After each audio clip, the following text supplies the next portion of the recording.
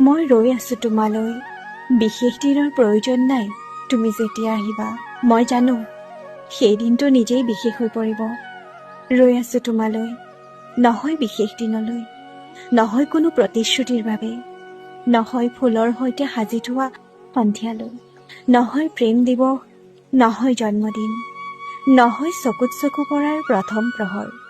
মই ৰৈ আছো কেৱল তোমাৰ বাবে।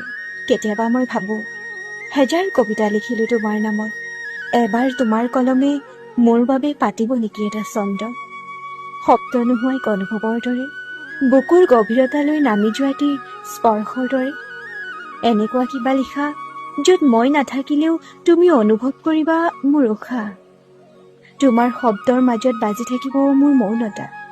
কিমানবাৰ জোনাকী ৰাতি নিজক সুধিলো, মই কেতিয়ালৈকে ৰম? উত্তৰ আহিল, যেতিয়ালৈকে আশা শেষ নিশ্বাসলৈকে আছে তেতিয়ালৈকে। মই কবিতা নহয়, মই সেই উকা পৃষ্ঠাটো তোমাৰ নোলোৱা শব্দবোৰত পূৰ্ণ কৰা এটা অভিমান, এটা আকুলতা, এটা শেষ আশাৰ ৰেখা।